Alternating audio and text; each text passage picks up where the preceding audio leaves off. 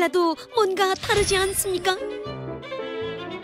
직후에 커피 한 잔의 여유를 아는 품격 있는 돈주. 커피 한 잔에 북한 돈 7만 원 정도는 돈주들에겐 전혀 아깝지 않습니다. 탁구, 볼링, 승마, 그리고 골프.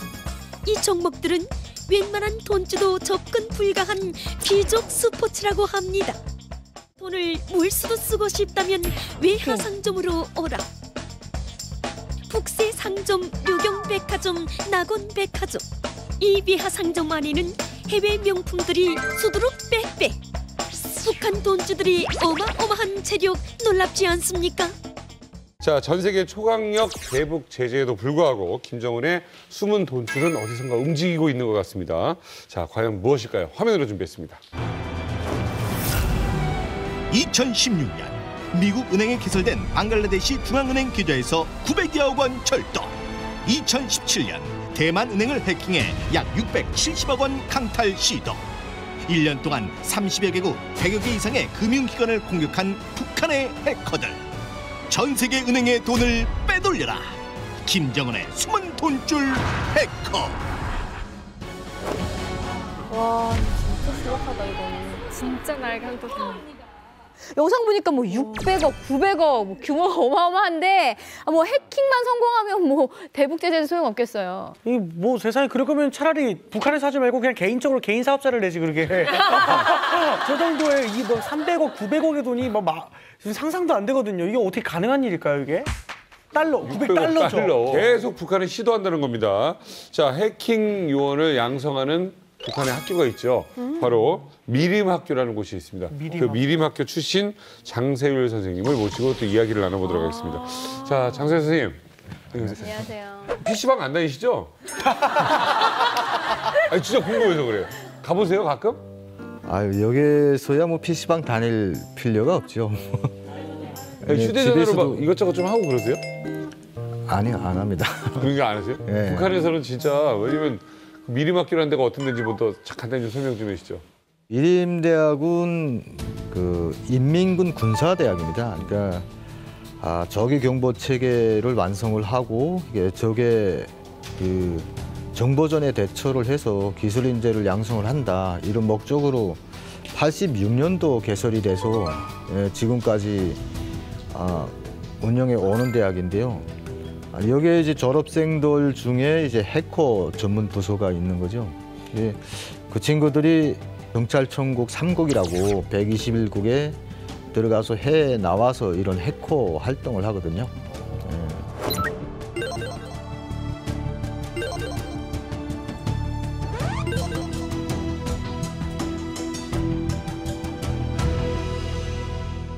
아니 선생님, 근데 북한은 왜 이렇게 해킹에 힘을 쏟고 있는 걸까요? 그러니까 예전부터 계속 대북 제재가 일어났는데 그 대북 제재를 피하는 가장 강력한 수단으로 김정일 때부터 사이버를 찍었어요, 해커를. 그래서 해커는 이 북한에서 일명 비밀 전쟁이라고 하거든요. 그게 현재 진행이 되는 사이버전에서 우리가 기득권을 줘야 된다 하고 이제 강조를 하는 거죠. 대북 제재로 해서 부족한 이런 돈줄을 김정은은 이 사이버 해킹 수도를 통해서 확보를 하려는 그런 의도인 거죠. 이렇게 경제적으로 은행 보안벽을 뚫을 수 있을 정도의 해킹 실력이면 어떻게 보면 군사 기밀도 뺄 수 있는 정도의 능력이 있는 거 아닌가요? 그렇죠. 이번에 국방부를 일단 북한 해커들이 뚫었잖아요. 그래서 홍으로 다 나갔죠, 작전 계획이. 네, 다 날아갔죠. 작전 계획이고 뭐고. 운행의 뭐 전산 시스템이 국방부보다는 상대적으로는 약할 겁니다. 그렇다 하면은 국방부를 뚫는데 전산망을 못 뚫는다는 법은 없죠. 상대적으로 북한에 생긴 여기 사이버 사령부가 생긴 지 몇 년 안 되잖아요. 북한에는 이제 86년도부터 그 시도를 했기 때문에 정말 뭐 형과 아우가 아니라 이제 할아버지, 손자 뭐 이 정도로 이게 연륜에서 보면은 북한이 상당히 앞서 있죠. 원래 북한 군이 운영을 하는 이게 사이버 부대의 임무는 그렇습니다. 전시 작전권, 그러니까 실제 유사시를 대비한 그런 정보 획득이거든요. 그래서 한미연합사라든가 뭐 청와대라든가 유사시대 마비 교란 이런 거를 위해서 그 정보 취득을 목적으로 설립이 됐습니다. 근데 이제 평상시 작업을 해보달라니까 상당히 이게 돈을 획득을 할 수 있는 이런 구멍들이 많은 거죠. 예. 이 한국 사회 자체가 전산망으로 다 이루어졌잖아요. 그렇죠. 운행도 같고. 그렇기 때문에 이제 공격 목표를 그쪽으로 돌린 거죠. 운행 쪽으로 해서 돈을 털어내느라고. 액수가 어느 정도 돼요? 네? 액수가. 전문 기관에서 뭐 발표한 자료를 보면은 실제 시도는 1조 원 이상 시도를 했었답니다. 근데 실제 털린 금액을 보면은 1,000억 가깝게, 그러니까 970억 정도, 예, 그렇게 털어갔답니다. 그러니까 지금 북한의 그 금융망 해커들이 실제 우리 지갑을 노린다라고 볼 수 있다라는 거죠. 그러니까 2011년도에 우리 한국은행에 얘네 전산망에다 악성 코드를 심어서 그때 서버가 중단됐던 이런 사건도 있었고, 실제 올해 3월 같은 경우는 ATM기에다가 또 그 해킹을 해가지고 또 그것도 잠시 그 중단됐던 이런 사건도 있었습니다. 그래서 북한에서 지금 그 김정은이가 그 하는 얘기가 풍문으로 이렇게 나온 얘기인데, 한국은행에 있는 돈 다 내 돈이다. 그러니까 즉 우리 모두의 돈이다, 자기 돈이다. 예. 이렇게까지 말할 정도로 해커들의 능력이 아주 뛰어나다라는 겁니다. 그러면 아까 ATM기 말씀을 좀 하셨었는데 ATM을 해킹하면은 사실상 제 돈도 빼갈 수 있는 거지 않습니까? 근데 그러면 ATM에서 돈을 어떻게 빼가는 거예요? 본인이 직접 가서 비밀번호 누르고 그리고 현금을 찾아오는 건데 이걸 어떻게 돈을 빼갈 수 있는 거예요, 이게? ATM 기계도 보면은 USB 포드가 있습니다. 그 포드 쪽에 접근을 해서 포드 쪽에 해킹 툴을 깔아놓으면요. 일단 거기에 안하게 들어가 있는 이게 PC입니다. 그 안하게도 PC가 있어요. 예, 그 PC를 원격 조정을 하거든요. 그래서 카드를 넣으면은 그 카드가 이게 비밀번호 자기가 치질 않아도 자동으로? 예, 그렇죠. 그 자동으로 열려가지고 거기서 한도까지 얼마가 돈이 있다까지 나옵니다.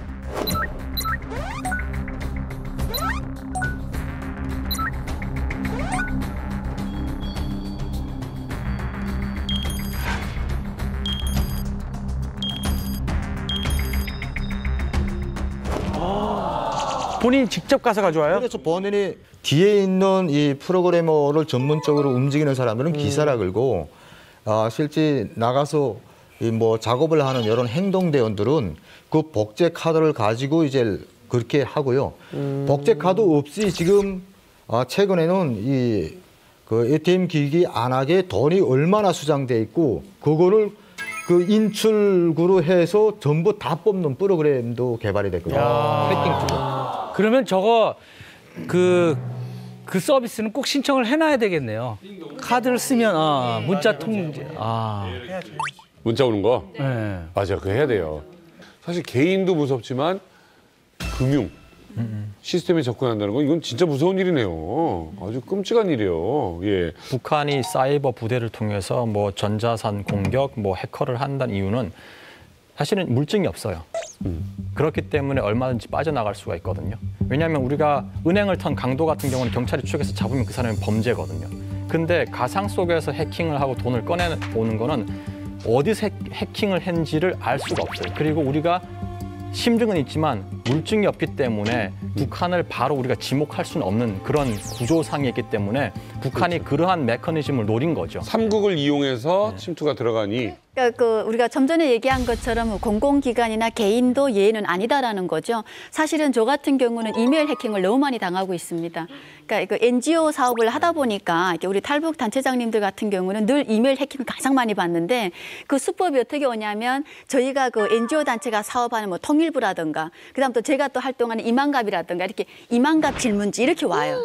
그러면 저는 당연히 이만갑이기 때문에 그 파일을 열어볼 수밖에 없고요. 통일부 담당자 이름까지 압니다. 그러면 저희가 기존에는 몰랐기 때문에 그걸 클릭해서 들어가서 한참 거기다 막 답변 쓰고 막 이런단 말이에요. 그럼 그 순간에 이미 해커는 제가 파일을 여는 순간에 그 해커가 같이 이메일을 연대요. 그러면서 제가 하는 거 같이 들여다보고 있대요. 네. 그러니까 전화를 먼저 확인을 하고 그다음에 열어야 되는데. 네, 맞아요. 네. 사이트를 개설해서 팔거나 막 이러기도 한다고. 그렇죠. 여기에 한국에 놔두는 이런 도박 사이트들이 있지 않습니까? 이거 사실 제 아는 친구가 직접 그걸 이 얘기를 해서 제가도 알았는데 중국인들이 이게 한글 사이트를 잘 못합니다. 그리고 한국인 대상으로 한글 사이트를 도박 사이트 보면 북한 애들이 우뢰를 많이 받는데요. 그러니까 중국에 있는 사람들이 돈벌이 아니게 이런 해킹 공격을 자기네가 실질적으로 진행하는 것도 있지만 도박 사이트 같은 걸 하나 개설을 해주면 중국인들이 그걸 싸는 겁니다. 그리고 한국 상대로 도박 사이트를 운영을 해서 자기네는 돈을 버는 거죠. 얼마 정도? 사이트 하나에 3억씩 받는 거죠. 그렇죠. 그럼 이렇게 한 사이트에 이렇게 3억을 벌 수 있는데 그럼 해커들이 이 번 돈을 도대체 어디다 쓰는 거예요? 일단 사이버 해킹으로 벌어들인 수입은 경찰 청국장을 통해서 김정은에게 직접적으로 들어갑니다. 그래서 경찰 청국에서도 또 자기네의 어떤 새로운 이런 사이버 공격이라든가 뭐 인프라 장비를 위해서 쓸 돈이 많아야 되잖아요. 이제 자금이 필요한데도 이 사람들은 무조건 갖다 바치더라고요.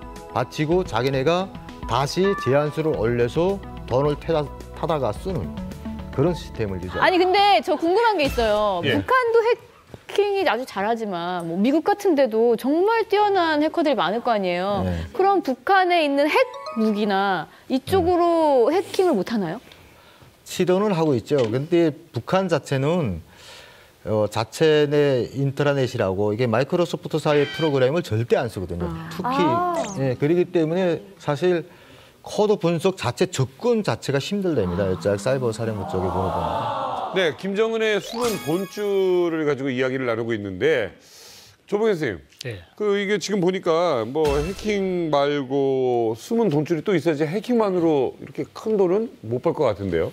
네, 북한이 보면 과거에 단순하게 정상적인 경제 거래를 통해서 벌어들이는 외환 한계가 있잖아요. 그래서 비정상적인 방법을 많이 동원했는데 과거에 주로 북한이 사용했던 것은 이제 뭐 마약 거래라든지 그다음에 무기 거래 이런 거 가짜 많이 달러 했는데 만들기. 대북 제재가 가해지고 국제에서는 감시망이 강화지다 보니까 이제는 이제 그런 불법적인 하는 데는 많이 좀 한계는 있습니다. 물론 뭐 간혹 좀 적발은 되고 있지만 그 최근에 와가지고 특징이 좀 이 정상적인 어떤 그런 거를 좀 가장한 이 불법적인 돈벌이. 예를 들면 북한이 해외 지금 대사관들 많이 있잖아요. 네. 대사관에는 원래 다른 용도로 쓰면 안 되거든요. 거기에 공간 자체에 뭐 식당을 열어가지고 장사를 한다든지 그다음에 거기에 좀 뭐 회의장이라든지 아니면 결혼식장을 꾸며가지고 그 주말에 빌려주면서 돈을 버는 뭐 이런 형태도 좀 많이 나타나고 있고요. 그건 국제적인 망신이거든요.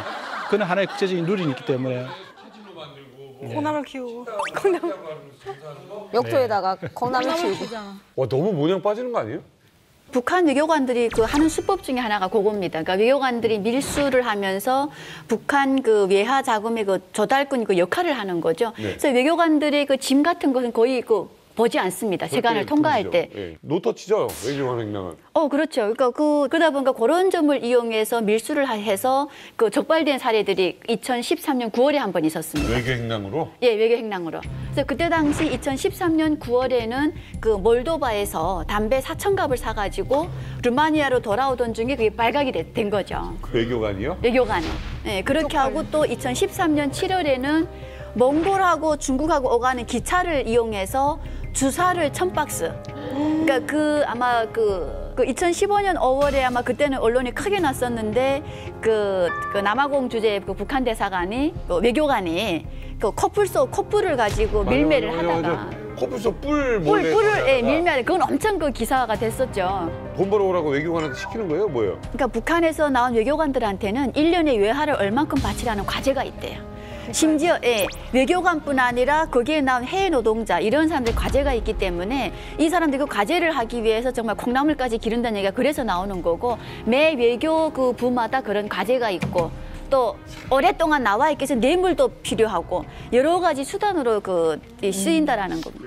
그러니까 사실은 제가 봤을 때는 북한의 자금줄은 가장 큰 자금줄은 주민들에 대한 수탈이 아닌가 저는 그렇게 봅니다. 왜냐하면은 김일성 할아버지 때부터 북한 주민들에게 충성의 자금이라는 명목으로 송이라든지 뭐 토끼털이라든지 이런 걸 이제 걷어들이고, 그리고 또한 그게 경제적 수탈이라면은 또 그 정신적인 수탈도 해요. 그게 뭐냐면 어렸을 때부터 세뇌 교육을 통해서, 공포를 통해서 당과 수령에게 충성을 하게 하는 거죠.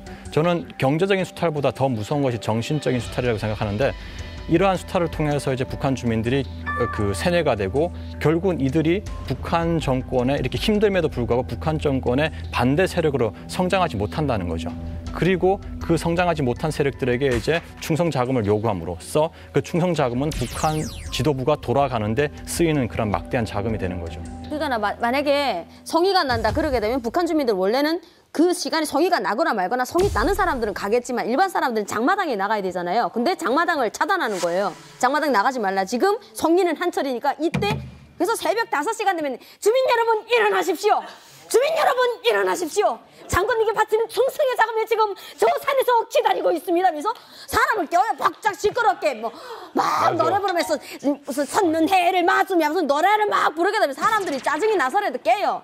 깨고 나면 또 자기네들이 맡아진 과제가 있어요. 산에 올라가서 성이 꼬랑대래도 뭘 갖다 바쳐야 내가 돈을 안 내지. 한국이나 일본에 일식 집에 가면 그 북한산 송이를 줬어요. 네. 아, 그게 다 그런 거예요? 엄청 가져다가 그렇게 해가지고 그게 일본하고 한국으로 들어오더라고요. 그리고 그 수탈이 얼마나 치욕하냐면요. 일반 주민들한테 그러니까 과제를 항상 부여하는 거죠. 학생들한테 이제 가을철 되면 부채만한 약초가 있어요. 그걸 또 일인당 할당량을 줘요. 이거 캐오라고.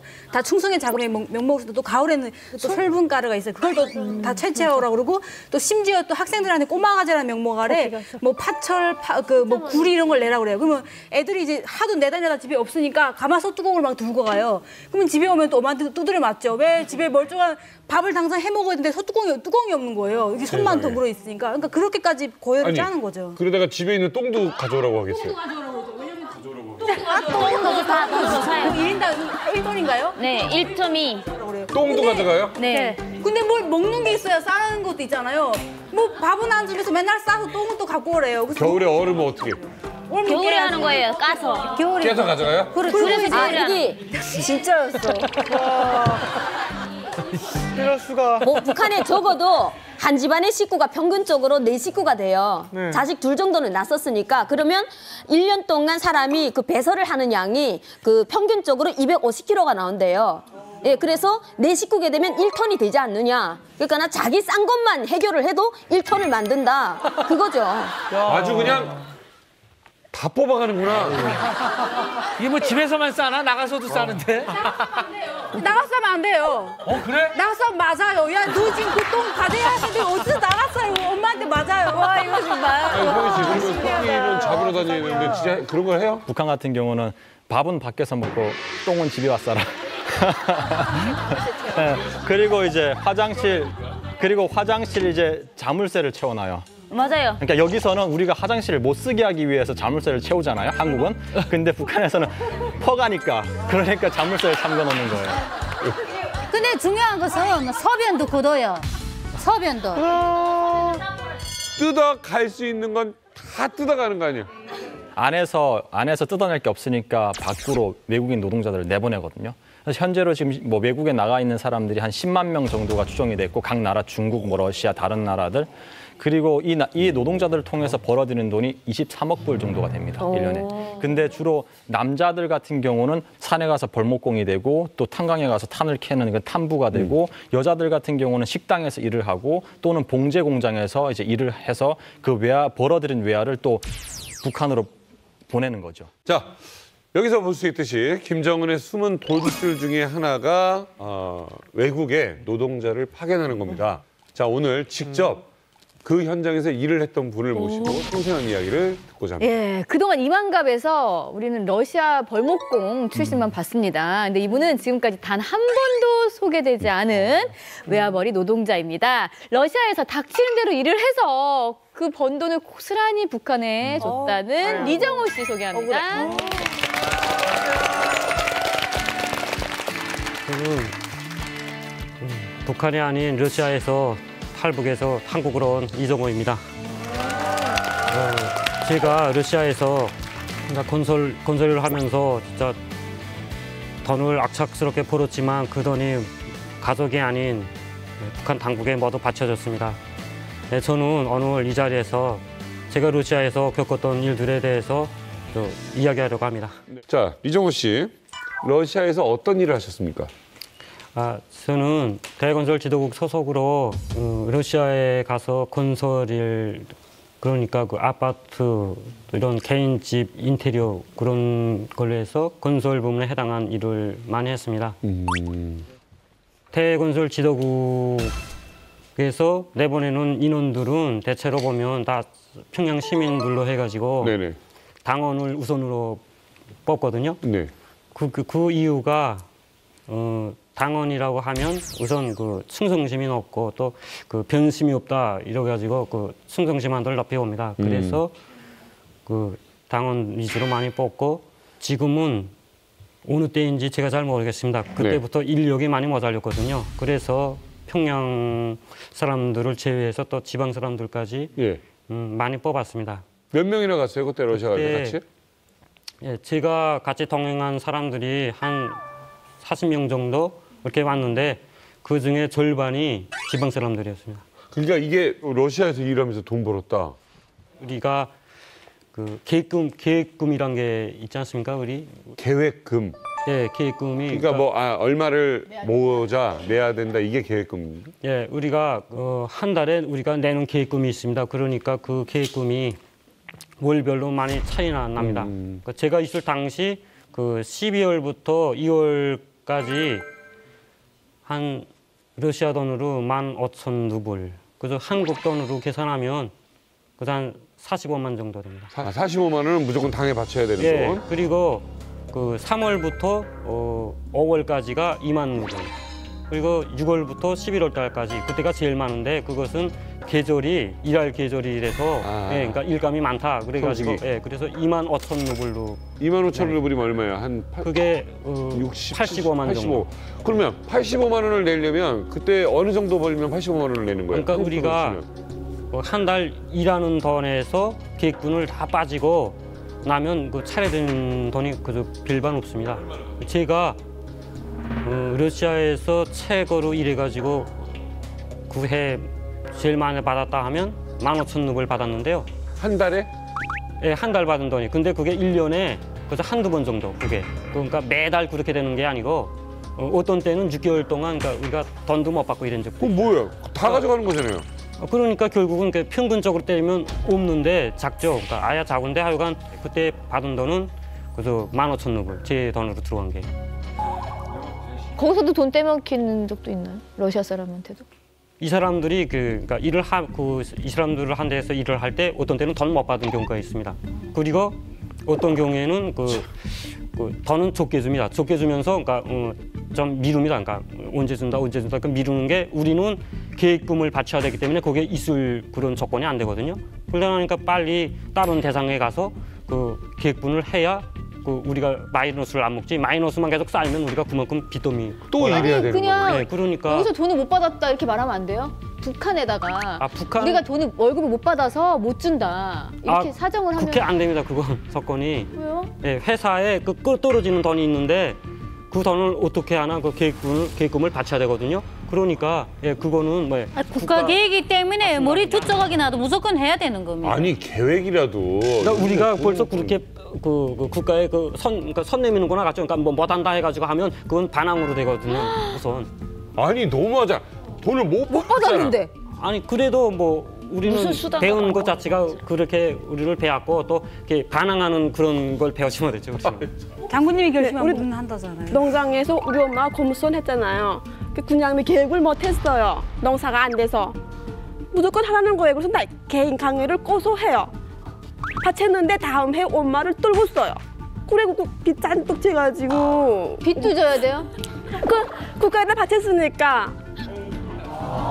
리정호 씨, 그러면 그 해외 노동자들 사실 나라에 바치는 돈이 더 많으면 내가 여기 지금 뭐 하는 건지, 내가 지금 이렇게 피땀 흘려서 나는 정말 불만이 노예계약이네, 노예계약. 그것이 우리는 해외 나올 때부터 이렇게 우리한테 이렇게 교육을 줍니다. 그러니까 뭐 계획금을 바치고 나머지 그러니까 조금 더 일해서 나머지는 자기가 그 가정계획, 우리는 가정계획분이라고 또 하는데 그 가정계획분 해서 그 집에 떳떳하게 가라 이렇게 하거든요. 뭐 과제 같은 것도 있어요?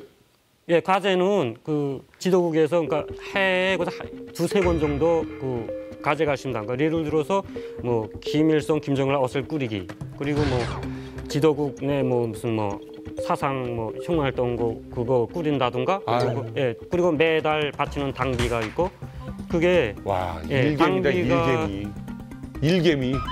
그러니까 예, 그래서 일 많이 해죠. 저는 집에 돈을 버는 게 1년에 15,000루블밖에 못 줬어요. 1년에 45만 원 보낸 거예요? 예, 1년에. 그래도 우리는 그거 잘했다고 생각하죠. 그러니까 계획부는 꼭꼭 받치면 우리는 그만큼 충성심이 뭐 애국심이 있다 해가지고 그런 정신으로 진짜 애국자다. 저런 사람들이 있어가지고 북한이 안 무너져요. 제 아는 분이 이제 러시아에 파견됐던 분인데 거의 노숙자같이 살았다고 그러더라고요. 왜냐하면 이렇게 많이 떼가니까 실제로 남는 게 없어서 옷이 다 해졌는데 입을 게 없으니까 사서 입어야 되는데 그 옷을 버리는 그 헌옷 있잖아요. 거기서 옷을 꺼내고 밥도 하루에 3끼를 못 먹을 때가 많대요. 그래서 2끼 먹으니까 그 인근 주민들이 너무 이제 안타깝고 불쌍하니까 이제 밥을 거의 앵벌이라고 해도 과언이 아니라고 하더라고요. 사실은 뭔가 금회 환영을 하기 위해 외국을 가서 외화벌이를 하고 당당하게 가족 앞에 나타나고 싶은 거잖아요. 그렇죠. 근데 결론은 그 짓거로 나타나는 거잖아요. 몇 년 후에 거지가 돼서 45만 원 보내면서. 그렇죠. 체력도 다 쓰고. 말도 안 되죠. 처음부터 이랬던 건 아니에요. 왜냐하면 제가 있을 때도 그때, 그러니까 지금 더 열악해진 거고요. 원래 기존에 있는 이렇게 러시아 한번 갔다 오면은 우리 마을에서는 그 집이 엄청나게 막 컬러 TV 오고 막 컬러 TV 안고 오고 그다음에 그 바다 우리 한 번도 못 먹은 바다 있잖아요. 바다랑 그다음에 그 분유 같은 거가 진짜 생전 처음 보는 것들 막 갖고 와서 실제로 생활이 좀 풍요로웠거든요. 근데 이제 갈수록 이제 더 어려워진 거죠. 원래. 네, 이전에는 제가 러시아에 나가게 된 경위가 부모님 그 의견도 있고 우리 부모님들이 그 40년을 그 예술계에서 일했는데요. 마지막에 저한테 이렇게 이야기를 했거든요. 이만큼 일하고 뒤돌아보니까 자식들한테 물려줄 게 없다. 이렇게. 그러니까 돈이 있어야 모든 걸 하는데 그게 안 돼서 불편하니까 부모님 그 조언도 많이 듣고 해외로 나갔던 사람들이 벌써 문이 달라지지 그 집에 한번 들어가면 안 하게 그 가장진물이 싹 다 달라지거든요. 그러니까 저도 그 지도국 산하 그 대건설 사업소에 그 노동과 부원을 알아가지고 거기에 그 $100를 거였죠. 아니 그러니까 야 이건 진짜 너무하네. 아니 막 개미 똥구멍에서 막 잼 빼고 뭐 꿀 빼고 막 똥 빼고 다 내장까지 뽑아먹는 기분이네요. 근데 뭐 나가면 우리는 그 국내에선 모르죠. 그러니까 해외 나와서 일하면 그래도 해외 나와서 일하니까 국내보다는 조금 낫죠. 그래도 저분은 고일 $100라도 있었네요. 가고 싶어도 고일 돈이 없는 사람들은 손만 빨아야 돼요. $100를 못 구해서. 예, 그 $100가 굳이. 지금 우리가 이렇게 방송하고 있는 거를 북한 사람이 보잖아요. 그러면 우리가 지금 $500를 넣고 왜 이렇게 억울하게 얘기를 하면 북한 사람들 보면서 $500니까 가는 거지 이렇게 얘기를 하면 저 사람들이 왜 이해를 못 할 거예요. 그러니까 이렇게 힘듦에도 불구하고 외국의 노동자로 이제 가기를 탄원하는 사람들 같은 경우는 1년에 보내는 돈이 한 $500 정도가 돼요. 네. 근데 $500 정도가 되는데 북한 일반 노동자가 평균 한 달에 버는 돈이 한 5불 정도가 되거든요. 그러면은 한 달에 5분이면은 뭐 12달이면 한 60불 정도가 되죠. 그러면 사실은 거의 10배 이상의 이제 돈을 버는 거죠. 그렇기 때문에 이제 간부들한테 돈을 주면서까지 뇌물을 고이면서까지 외국에 나가겠습니다라는 거죠. 북한은 무보수예요. 거의 무보수예요. 무보수니까. 한 달에 교수가 받는 월급이 3,500원인데 네. 그 3,500원을 못 받아요. 인민군대 지원으로 다 나가요. 그거 월급 받아본 사람 없을 거예요. 현재 실제 네. 북한에서 일하면 100% 무보수라고 생각하면 돼요. 근데 외국 나가면 달러만 지잖아요. 그러니까 가는 거죠. 그리고 우리가 들어올 때는 기차로 들어왔거든요. 우리도 한 13일 걸렸어요. 들어가는 게. 근데 지금은 사람들이 너무 이렇게 없어지는 사람이 많다니까 비행기로 다 보내요. 비행기로 들어오고 비행기로 내보내요. 그리고 비행기로 다니는 돈은 다 자체 비용. 아유. 아니, 너 자체 비용 자비 들여서 가는 거예요? 예, 자비죠. 그러니까 예, 회사 돈 안 줍니다. 와, 막 연예인으로 생각하니까 막 악덕 사장 만난 것 같아 지금. 대단하시네요. 아니 예전에 우리 이만갑에서 그 동영상도 보고 그랬는데 그때는 뭐 환경도 그렇지만 그 노동량이 너무 많아가지고 잠도 못 자고 막 그래서 정말 힘들어서 예, 그게 이영호 씨도 많이 힘드셨어요? 예, 우리도 그 어떤 때는 하루에 그저 한 2-3시간 그 새벽에 2시까지 일하고 와서 아침에 6시에 일 나갔으니까 그래서 그 정도 자고 일하는 때가 있습니다. 그게 대상 그 주인들이 요구하는 게 이거 빨리 끝내야 된다 하면 우리한테도 그러거든요. 그러니까 빨리 끝내야 돈도 많이 차려지고 그러면 뭐 계획금 마치고도 차려지는 돈이 있다 하면 우리도 그렇잖아요. 그러니까 돈 벌러 왔으니까 그 열성을 하는 거죠. 그래서 많이 그렇게 밤새워서라도 합니다. 아니 목욕은 해요 좀? 목욕이 숙소 좋아요? 숙소가 대부분 숙소는 자체로 그 건설 현장에 많이 그 합니다. 아파트 지금 그 새로 지었을 때 그 삑다구만 있잖아요. 그 왜 풀거리가 그 콘크리트 챈 거 예, 그런 있는데 그게 1층에 그러니까 회사에서 출퇴근하면 그만큼 이렇게 돈이 나가지 않습니까? 돈 비용이 많이 드니까 예, 그러니까 그 저리 그게 예, 인원이 그리고 많이 그러니까 한두 명 움직이는 것도 아니고 40명. 예, 많이 움직이니까 그 사람들이 계속 뭐 지하철도 타고 못 타고 이렇게 왔다 갔다 못 하잖아요. 그러니까 그 한 곳에 다 해서 이불이랑 베개랑 뭐 옆에 그러니까 도배 같은데요? 그거는 그 러시아 그 회사에서 우리 1인당에 한해서 줍니다. 그러니까 그 베개 그리고 이불 그리고 그 매트리스 마드라스 비슷한 건데 그 섬으로 돼서 그래서 뭉쳤다 놓으면 다 그 꾸깃이 돼가지고 패야 돼요 손으로. 추울 거 아니에요. 그러니까 예 추운데 그러니까 비닐방막으로 다 창문 가리우고 그 아니 저기 뭐야 그 목욕은 어떻게 한대요? 목욕. 아 목욕은 그래서 작업반에서 저지가는 데 따라 하는데 한 달에 한 번 어떤 때는 뭐 몇 달 동안 못 할 때도 있습니다. 네, 그러니까 우리가 물 길어다 먹어. 자, 정우 씨는 이제 모스크바에서 일을 하셨잖아요. 모스크바 옆 지역에서. 근데 교류가 좀 있었는지가 궁금해요. 예를 들어서 한국 사람을 만나본 적이 있는지 아니면 뭐 러시아 친구나 뭐 이렇게 사소한 얘기나 뭐 이렇게 소소한 얘기도 할 수 있고 그럼 생활이 어떤지 좀 궁금해요. 네, 그게 러시아에 정장 큰 회사가 있습니다. 있죠. 예, 거기에 일하러 들어갔댔는데 그 회사 들어가서 그 인테리어 사무실 꾸리는 일을 했어요. 사무실 그 인테리어 일 하다가 쫓겨났습니다. 3번 한 대 들켜가지고. 뭐에서? 뭐가 들켜? 그 우리가 하지 말아야 할 거 있습니다. 그러니까 그 한국 사람들하고 접촉하면 안 되고, 예, 뭐 그 많습니다. 그러니까 제일 우선이 한국 사람들이에요. 제일 너머로 첫 번째 꼽는 게 한국 사람들하고 이게 마주서지 말고 대하지 말고 이런 게. 근데 한국 사람하고 얘기는 해봤어요. 그래서. 저는 이야기 못 해봤고 저 저장 되는 분이 그 한국 사람과 왔을 때 그 오케이 하는 거 지시를 받으면서 이야기했는데 그때 그 한국 분들이 진짜 그 뭐라 그럴까 좀 다정도 하고 좀 많이 부러운 게 우리가 그 러시아 사람들한테 많이 그 무시당했거든요. 예, 그러니까 그 작업장에서 우리 작업하려면 물이 있어야 되잖아요. 물을 뜨러 가는데 거기 왔다 갔다 하면서 물 뜨는데 우리 보고 뭐 눈알 이렇게 불을 떠가지고 해봐요. 막 그 키도 큰 데다가 그러니까 막 무섭더라고요. 그러니까 우리 저장이 그 기사장 분이 그 한국 분이었거든요. 네, 한국 분한테 말했어요. 근데 한국 분이 키가 작아요. 나보다도 더 작더라고. 조그만데. 그분이 그때 이때 돼지가 되고서 못때 돼지가 되고서 뭐라고? 그러니까 그 한국 분은 러시아 말을 모르니까 막 조선말 욕해 그래서 막 쌍욕을 해요. 근데 그 옆에 통역보다 한국 분이다. 그 그분이 통역 쭉 해주더라고요. 얼굴이 시뻘게 가지고 뭐 이렇게 고개를 쏘그리고 야 그거 보고 우리가 놀랐거든요. 민족에. 네, 그래서 야 이거 같은 민족. 네, 그때 기사장 그분이 야 이거 차라리 북한 사람들 와서 여기서 공장에서 일하고 그 사람들 돈 좀 얼마 줬나 이거 남의 사람들한테 돈 주는 게 약간. 그렇죠. 근데 눈물 난다. 예, 그때까지도 제가 그 가지 나가서 했으니까 그때는 뭐 말은 진짜 고마운데 그걸 그렇게 좁하게까지는 안 됐어요. 그렇죠, 그렇죠. 예, 아직도 사상 그런 정도가 그걸 좁하게까지는 안 됐어요. 그렇죠. 야, 그때 느꼈던 감정이 얼마나 묘했겠어요.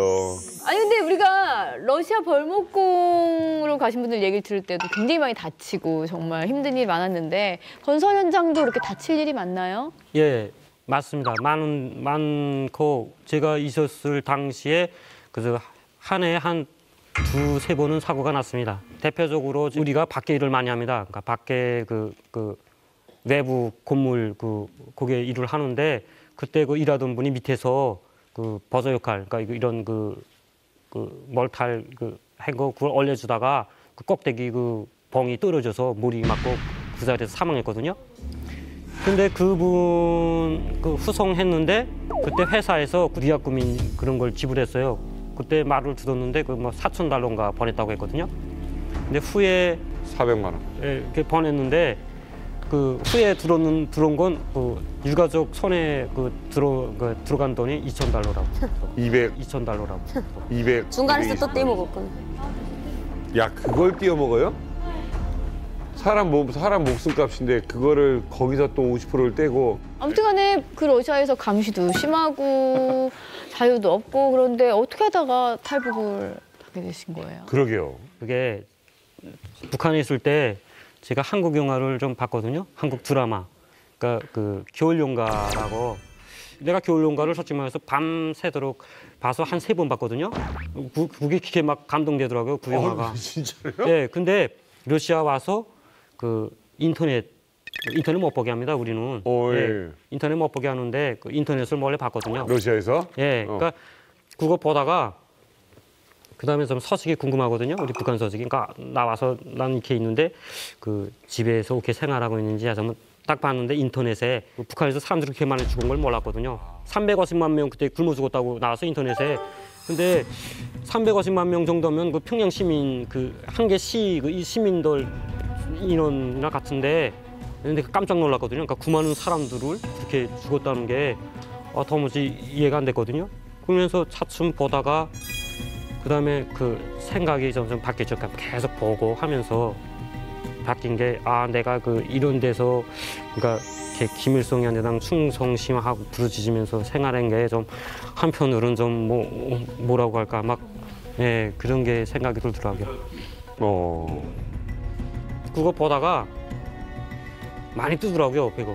그래서 처음엔 거짓말이라고 생각했어요, 저는. 선전이다 이게. 그때 뭐가 선전이라고? 그러니까 이만갑을 한 몇 개 봤는데.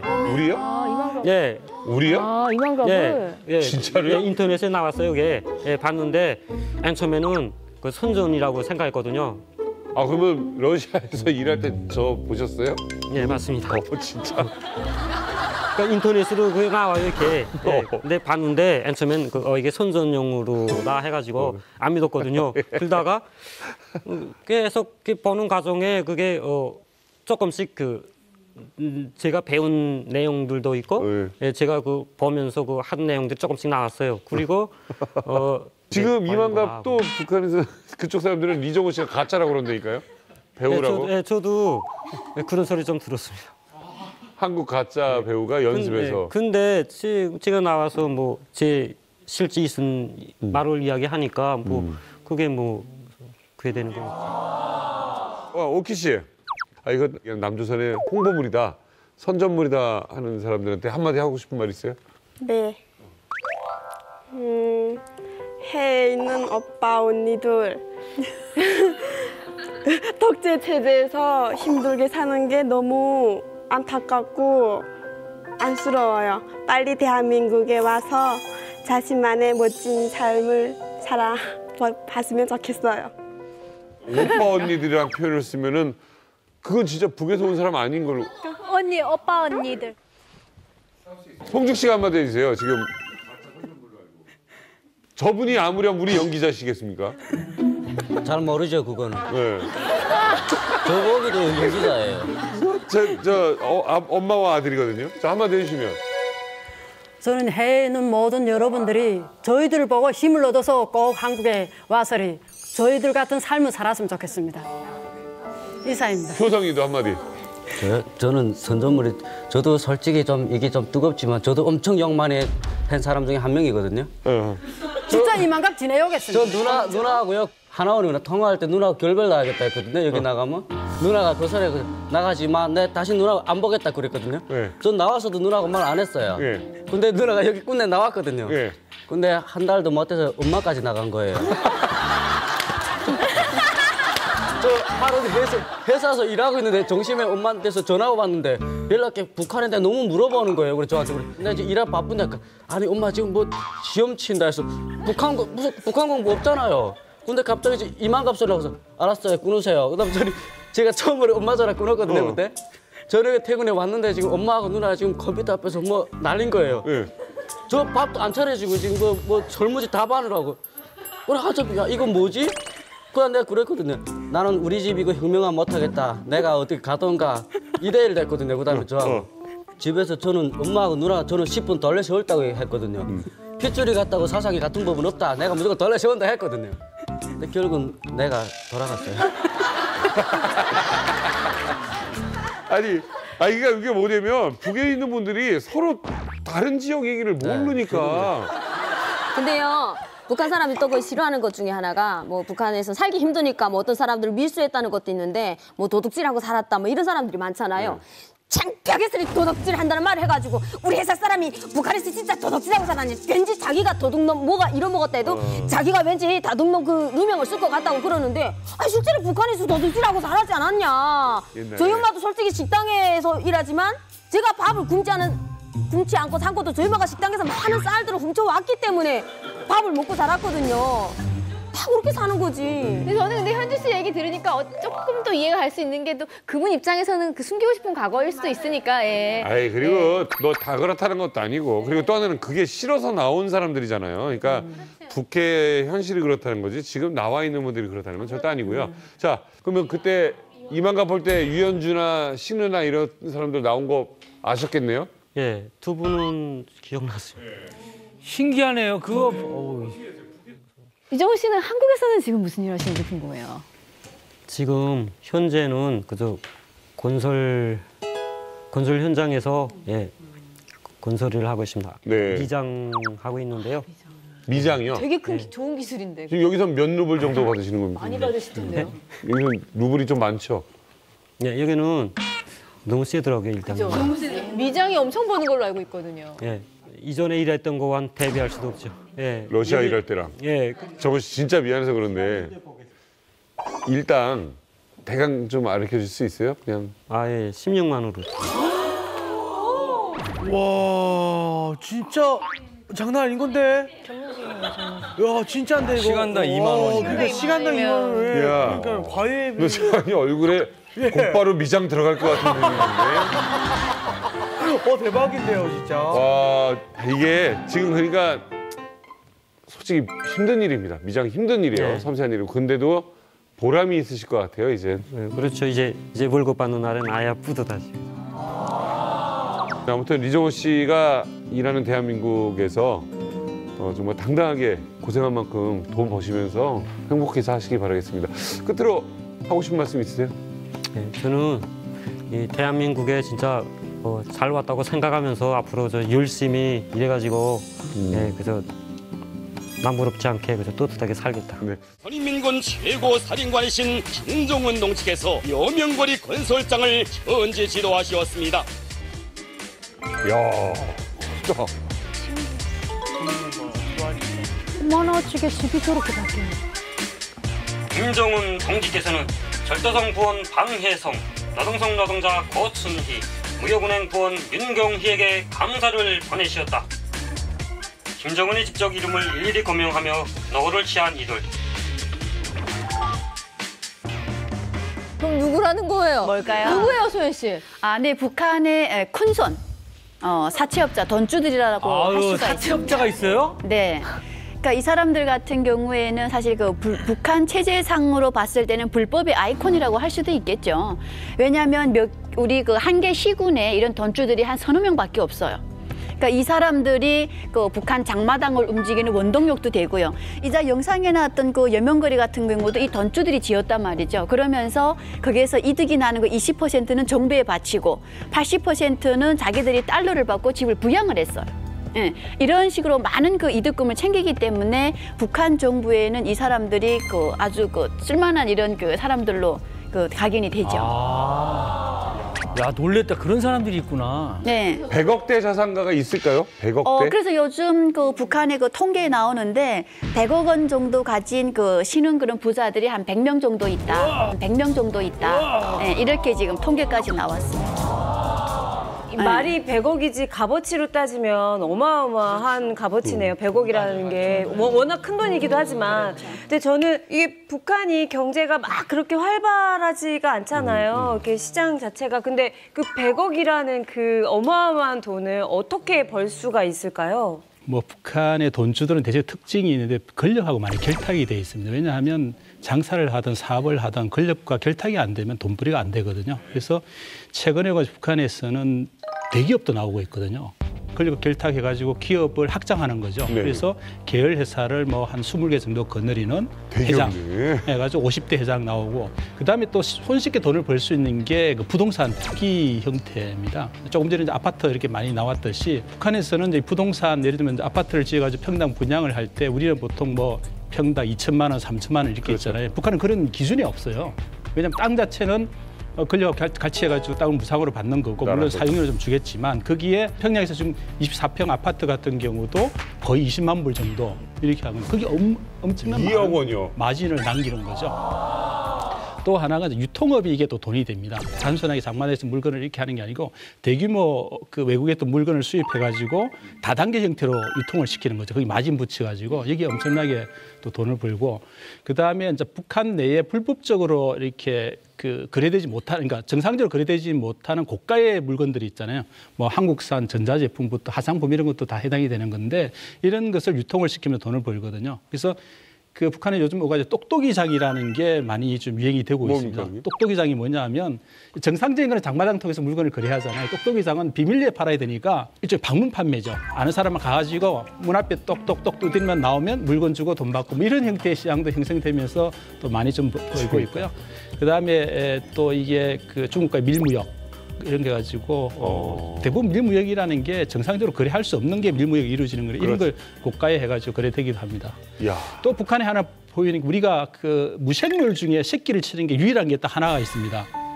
그게 뭔지 아세요? 잠깐만요. 그러니까 미생물 중에 무생물, 생물이 아닌데 새끼를 치는 게 하나가 아 잠깐만 이거 맞춰보고 싶다. 나 맞춰도 돼요?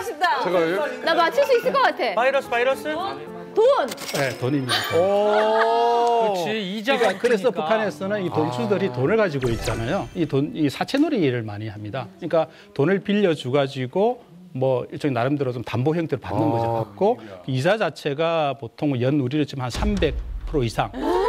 이렇게 하고 300%요? 잠시만요. 계산이 안 돼서 연 300%요? 야, 3%가 아니라? 네, 300%. 그러니까 3배죠, 3배. 3배지, 3배. 3배요. 그러니까 100만 원 빌리면 300만 원. 이자를 300만 원을 내야 돼요. 이자를 300만 원 내는 거죠. 원금 그러니까 말고. 굉장히 고리 사채죠, 뭐. 예. 이렇게 하고 그다음에 돈을 갚지 못했을 경우에는 담보로 잡았던 이런 걸 가지고 또 물건을 팔아가지고 하기도 하고. 근데 이거를 묵인한다는 거잖아요. 용인하고.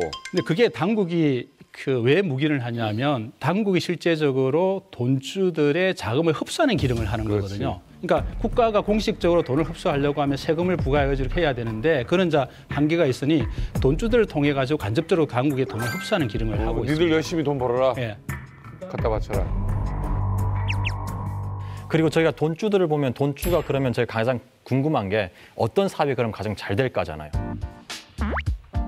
대거리 장사라 그러죠. 달리기 장사라 그러죠. 이 지역에서 저 지역을 다니는 장사들인데 이 사람들은 기차를 이용하거나 또 차를 이용해요. 근데 기차를 이용할 때는 전기가 나가면 기차가 일주일, 뭐 5일 서버리거든요. 그렇지. 그럼 장사꾼들은 짐하고 같이 그 선 기차역에서 한 5일을 보내야 되는 거예요. 그때 필요한 게 숙박업이거든요. 그래서 돈주들이 예를 들어 청진에 살고 있는 돈주다 그러면 함흥 지역에, 김책 지역에, 역 주변에 있는 집들을 몇 채를 사놓은 거예요. 아유. 그래 거기에다가 이제 바지 사장을 두는 거예요. 게스트하우스 안에. 그렇죠. 그래가지고 이 사람들이 가다가 기차가 서면 거기서 뭐 3일 밤을 잤다. 그래가지고 그게 누적이 또 돼요. 그래서 한 돈주가 갖고 있는 그 숙박업소에서 10번 이상을 자면은 좋은 고객이다 그러면 하룻밤 정도는 무료로. 야 이거 무슨 뭐 발마사지야. 패키지예요. 이러한 일들이 지금 일어나고 있는 이유가 그럼 그 사람들이 어떻게 그걸 알았을까요? 여기에 이제 우리 한류, 드라마를 보면서 이 사람들이 비즈니스 아이디어를 이제 계속 얻는 거죠. 오늘 조규현주와 함께 북한 상위 1% 돈주들의 하루를 살펴볼까요? 오전 9시 상쾌한 아침 상위 1% 돈주들이 향하는 곳은 바로 헬스장, 일명 체육운동실입니다. 아침 대바람부터 런닝머신 위를 날래 달리는 북한 돈주들. 최근 몸매 관리에 올인하고 있다고 합니다. 오전 11시 헬스장에서 제대로 땀 뺀 돈주들이 찾은 다음 장소는 바로 마사지샵입니다. 도자기 피부를 원하는 돈주들이요, 먹지 마시라, 피부에 양보하시라. 낮 12시 마사지로 피로도 풀었겠다. 술술 배꼽 시계가 울릴 시간. 돈주들이 자가용을 끌고 찾아간 곳은 초호화 식당. 이 맵잔 식당엔 최고급 철판 요리부터 함박 스테이크까지 상위 1% 돈주들의 점심 식사. 달라도 뭔가 다르지 않습니까? 식후에 커피 한 잔의 여유를 아는 품격 있는 돈주. 커피 한 잔에 북한 돈 7만 원 정도는 돈주들에겐 전혀 아깝지 않습니다. 오후 2시 배도 든든히 채웠으니 이젠 몸을 풀어볼 시간. 탕구, 볼링, 승마, 그리고 골프. 이 종목들은 웬만한 돈주도 접근 불가한 귀족 스포츠라고 합니다. 오후 4시 돈을 물수도 쓰고 싶다면 외화상점으로 오라. 북새상점, 유경백화점, 낙원백화점. 이 외화상점 안에는 해외 명품들이 수두룩 빽빽. 북한 돈주들이 어마어마한 재력 놀랍지 않습니까? 와. 아니 저는 놀라운 건 커피 한 잔에 7만 원. 북한 돈이요? 네, 설비 씨, 북한 돈 7만 원이면 어마어마하게 비싼 거 아닌가요? 얼마나 네, 뭐 한국 돈으로 비하면 한 10,000원 정도, 한 9,000원에서 10,000원 정도가 되고요. 그래도 비싼 거지. 네, 그리고 북한 돈으로 7만 원이면 1인 15kg의 쌀을 살 수 있어요. 그럼 일반 평민 한 달 동안 먹을 수 있는 식량입니다. 그거를 지금 한 끼 커피를 한다는 게 그게 바로 북한의 이제 차이죠. 채원 씨 어떻게 보셨어요? 저는 좀 신기한 부분이 많았어요. 아 거의 본인 생활 아니에요? 볼링 치고. 제일 눈에 띄었던 게 마사지 샵이 약간 시스템 자체적으로 이렇게 눈으로 봤을 때 한국하고 별로 비슷해요. 차이가 없다라는 비슷했어요. 재환 씨, 네. 어떻게 놀랐습니까 또? 저는 일단 케이크 같은 것도 그렇고 아까 보니까 함박 스테이크랑 그 옆에 이제 보면은 그 계란 후라이를 반숙으로다가 이게 살짝 구운 것이 그렇게나 맛있어 보이는데 이게 우리나라가 먹는 방식이랑 굉장히 비슷하구나. 여기저기든 제 생각엔 우리 남한 일반 사람들이 하는 생활을 저기서 100억대가 돼야 한다는. 맞네. 네. 볼링 뭐 재벌이 가는 거 아니잖아요. 그러니까. 토니아 씨는 어떻게 본인의 생활과 어떻게 다르던가요? 술이 빠졌죠? 저는 많이 틀리죠. 네. 저는 저렇게 부지런하지는 않은 것 같아요. 아침부터 열심히 저렇게 운동하고 그건 좀 다른 것 같고. 근데 지금 그냥 이렇게 계산만 대충 해보니까 거의 일반 북한 주민 1년치? 네, 1년을 벌 돈을 그냥 뭐 하루 반나절에 다 써버리는 그런 게 아닌가. 혹시나 그럼 북한에 있을 때 그 현숙 씨께서 보셨던 돈주들도 다 저렇게 좀 사시고 맛있게 먹고 또 그렇게 살았을까요? 아니 뭐 제 주변에 있던 사람들은 뭐 그렇게까지는 안 했어요. 네. 뭐 우리 혜산 씨는 저 정도는 못돼 디테일하게 저렇게까지는 못되지만은 제 잘 아는 언니가 있었는데 그 언니는 집이 진짜 잘 사는 게 어떻게 잘 사는가? 1층에는 몽땅 그 어디가 사우나 방입니다. 사우나 네 진짜 사우나 방에 2층에는 식당이 되어 있습니다. 3층은 자기 집이 이렇게 거실 자기는 침실인데 거기는 주로 가면은 간부들의 그 어떤 모임 장소인 겁니다. 아지트. 네, 아지트. 제가 아는 사장은 이제 아침은 북한에서 먹고 점심은 중국 가서 먹습니다. 근데 점심에 가는 이유는 한국 드라마도 보고 이제 헤어스타일은 북한보다는 중국이 낫기 때문에 중국 가서 헤어하고 명품도 사가지고 저녁은 북한에 와서 먹고 그래서 그 여자를 보고 아침은 북한에서 점심은 중국에서 저녁은 북한에서 이렇게 먹는 여자라고 하거든요. 그래서 이제 이 여자분이 진짜 엄청나게 잘 나갔었는데 그 이후에 많이 돈을 벌었어요. 충성의 자금 39호실 산합니다. 거기가. 이게 바치고 있다가 충성의 자금 횡령죄로 무기징역을 받았습니다. 결말은 안 좋더라고요. 결말은 안 좋으니까 북한의 돈주들의 결말은 결코 그렇게 달지는 않습니다. 마지막에 다 뺐더라고 한 방에. 북한 사람들이 지금 연소득이 약 600달러로 보고 있습니다. 1인당. 그런데 북한의 돈주들은 열흘 동안 평양에 가서 지방에 있는 사람들이 열흘 여행에 3,000달러를 쓰고 옵니다. 그렇게 가는 이유는 평양에 밖에 문화시설이 없는 겁니다. 골프장, 당구장, 그리고 헬스클럽.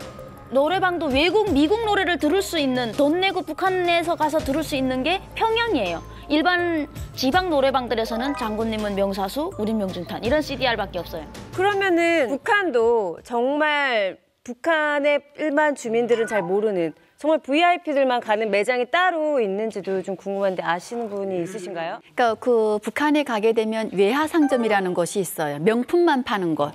그래서 북한에 그 평양에 가게 되면 낙원백화점에 가야 된다 이런 얘기가 나오는데 여기에는 물건이 싸다가 아니라 믿을만해서 부자들이 가서 사는 거고요. 그 외에 뭐 북새상점이라든가 보통강의 뭐 류경상점 같은 곳이 있답니다. 근데 이런 곳에는 진품은 있는데 좀 비싸대요. 근데 들어갈 때 보면 거기 CCTV 있고요. 사람들 들어갈 때 나올 때 몸 수색을 한대요. 감시원들이 서서. 예, 그래서 살짝 기분 나쁘긴 하지만은 일단은 돈주라는 그런 것 때문에 거기에 이 사람들이 이용하는 곳이 따로 있는 거죠. 사실 저희가 아까 영상으로 봤던 것이 그 평양에서 가장 유명한 해당화관이라는 곳이고요. 이 식당에는 주로 주황당 간부나 뭐 장령급, 장성급이죠. 그런 사람들이 주로 이제 이용을 하고요. 3명이 먹는데 500불입니다. 500불. 네, 500불. 야, 한국 돈으로 한 외워버리면 60만 원, 55만 원 정도 드는 거죠. 네, 그리고 또 기가 막힌 것은 가족이 7명이서 만약 생일 파티, 뭐 생일 잔치를 한다 그러면 룸을 아예 하나로 빌립니다. 그 안에 이제 뭐 이동식 노래방 기계도 놓고 이렇게 함으로써 이제 한 번 하는데 한 5,000불 정도. 한국 돈은 500만 원 정도가 이제 그렇게 쓴다고 합니다. 대우도 워낙 좋고요. 그럼 이제 뭐 너도 나도 돈주가 되고 싶어 할 텐데 그럼 사실 돈주가 많아지면 북한의 경제적인 면에서는 굉장히 좋은 거 아닌가요? 이제 이 돈주들을 통해서 북한에서는 당국에서는 어떤 형태든지 세금은 아니더라도 세금 명목 형태로 사용료가 되든 뭐 이렇게 이익을 많이 가지고 가거든요. 그러면 돈주 입장에서는 가능하면 당국에 많이 안 되려고 하겠죠. 그러면 이제 자기 수익을 좀 숨긴다든지 돈을 또 다른 데 빼돌려 가지고 숨기고 이런 현상이 많이 나오고요. 근데 북한 내에서 돈을 관리하는 한계가 있으니까 이러한 돈을 해로 애치하는 겁니다. 과거에 북한에서는 예를 들면 김정일이라든지 김정은만 해외에 아주 권력층만 해외에 비자금을 만들어 행태를 부스를 했는데 이제는 돈주들이 그런 경향들이 나타나는 거거든요. 돈을 해외에 빼돌려 가지고. 그래가지고 돈주들은 유학을 되게 선호합니다. 그러니까 돈주들은 그래서 애들을 해외로 유학 보내는 걸 큰 하나의 그 목표를 두고 있기 때문에 돈을 해외로 보내고 자녀들도 유학 보내고 이런 현상들이 좀 나타나고 있습니다. 근데 반대의 경향도 있어요. 선생님이 말씀하신 것도 있는데 역으로 일부러 세금 명목으로 더 많이 내는 사람도 있어요. 왜냐하면 말씀하신 것처럼 감시를 너무 많이 하니까 이 감시에서 자유로우려면 권력이랑 단단하게 줄을 잡아야 되는데 그 핵심이 돈이잖아요. 그러니까 오히려 더 적극적으로 이번에 무슨 봉사한다 그러면은 기부금 내듯이 이렇게 막 일부러 돈을 내면서까지 자기 걸 지키려고 하는 그런 경향도 있어요. 그러니까 사실 그 북한에 돈주들이 많은데 이 돈주들의 행태를 보면은 돈을 통해서 사회적 지위와 정치적 지위를 사는 거거든요. 뭐냐면은 예를 들어서 여명거리에 공사가 있다. 그럼 돈주들이 중국 쪽에 시멘트라든지 철근을 이제 주문을 해요. 그러니까 그거를 그 충성 자금의 형식으로 정부에 바치거든요. 그럼 첫 번째 돈주들에게 나오는 게 무엇이냐면요. 그 평양에 살 수 있는 집이 나오고요. 그리고 평양 시민권이 나와요. 평양에 산다는 건 북한에서 상당히 사회적으로 지위가 높은 사람들 의미를 하는 거고요. 그리고 또 돈주들이 돈을 통해 가지고 옛날에는 그 기업소 당 비서가 보증을 하고 당원이 몇 명이 보증을 해야 당원에 가입을 할 수가 있는데 보증을 서주는 사람들한테 돈을 주고 나 보증 좀 서줘. 그렇게 해서 당에 가입을 하거든요. 이 말은 무엇이냐면 당에 가입한다는 것은 북한에서 정치적 지위를 가질 수 있다는 거거든요. 그래서 돈주들 같은 경우는 돈을 통해서 사회적 지위와 정치적 지위를 가지고 있고요. 사실은 이러한 현상들이 보면 저희가 조선 후기, 그러니까 말기죠. 말기쯤에 상인들이 돈을 가지고 양반의 직을 사잖아요. 그리고 양반처럼 이제 그 기아집에 살잖아요. 그러니까 이러한 현상들이 지금 북한에 일어난다고 보시면 됩니다. 자, 조봉 교수님께 좀 끝으로 질문을 드릴 텐데 이런 시대에 북한에 돈주들이 많아지는 게 북한 내에서는 좋겠지만 우리한테 입장도 좀 다를 것 같고요. 실제적으로 장마당을 통해서 많은 계층들이 현재 넓은 의미의 돈주 형태로 많이 좀 성장을 하고 있거든요. 이런 계층들은 저는 북한 내에서 많이 이루어지는 것이 결국은 북한 내에 이제 구매력을 증가시키고 그다음에 좀 돈이 돌게 하고 그다음에 주민들의 생활 수준이 높아지고 그렇게 되면 기존의 북한의 체제에서 모르던 어떤 시장 경제에 대한 이런 여러 가지 그 경험들을 해보는 거거든요. 그게 나중에 남북한 간에 나중에 통합됐을 때 또는 교류 협력을 됐을 때 상호 어떤 이질감 이런 것들을 좀 줄여 나갈 수도 있고요. 그다음에 남북한 격차를 자체를 줄여 나가는 것은 향후에 우리 통일 비용을 좀 줄일 수 있는 또 중요한 하나의 수단이 될 수 있습니다.